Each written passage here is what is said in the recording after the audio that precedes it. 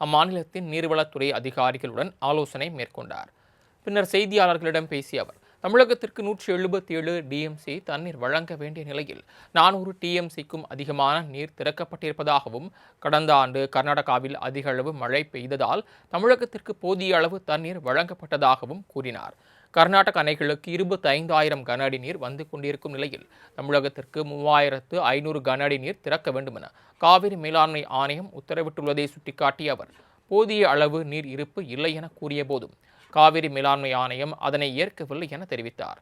மேலும் தமிழகத்திற்கு தண்ணீர் திறக்க வேண்டுமென்ற மேலாண்மை ஆணையத்தின் உத்தரவை எதிர்த்து மேல்முறையீடு செய்யப்போவதாகவும் டி.கே. சிவக்குமார் கூறினார்.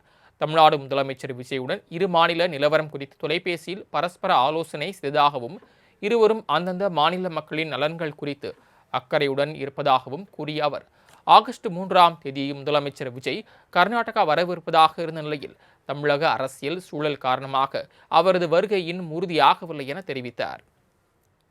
தொடர்ந்து பேசிய டி.கே. சிவக்குமார், தற்போதைய பதற்றமான சூழலில் தமிழக முதலமைச்சர் விஜய் கர்நாடகாவுக்கு வர வேண்டாம் என வேண்டுகோள் விடுப்பதாகவும், அவர் வரும்போது கர்நாடகாவில் போராட்டம் நடைபெற்றால் அது சரியாக இருக்காது என்பதால் சிறிது காலம் காத்திருந்து பின்னர் இருவரும் நேரில் சந்தித்து பேசலாம் என்றும் கூறினார். அம்மாநிலத்தின் நீர்வளத்துறை அதிகாரிகளுடன் ஆலோசனை மேற்கொண்டார். பின்னர் செய்தியாளர்களிடம் பேசிய அவர், தமிழகத்திற்கு 177 டிஎம்சி தண்ணீர் வழங்க வேண்டிய நிலையில் 400 டிஎம்சிக்கும் அதிகமான நீர் திறக்கப்பட்டிருப்பதாகவும், கடந்த ஆண்டு கர்நாடகாவில் அதிக அளவு மழை பெய்ததால் தமிழகத்திற்கு போதிய அளவு தண்ணீர் வழங்கப்பட்டதாகவும் கூறினார்.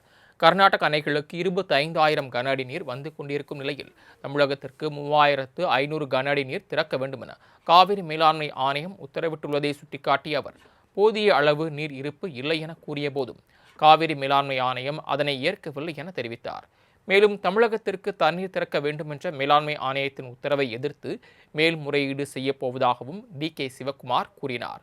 தமிழ்நாடு முதலமைச்சர் விஜயுடன் இரு மாநில நிலவரம் குறித்து தொலைபேசியில் பரஸ்பர ஆலோசனை செய்ததாகவும், இருவரும் அந்தந்த மாநில மக்களின் நலன்கள் குறித்து அக்கறையுடன் இருப்பதாகவும் கூறிய அவர், ஆகஸ்ட் 3ஆம் தேதி முதலமைச்சர் விஜய் கர்நாடகா வரவிருப்பதாக இருந்த நிலையில் தமிழக அரசியல் சூழல் காரணமாக அவரது வருகை இன்னும் உறுதியாகவில்லை என தெரிவித்தார்.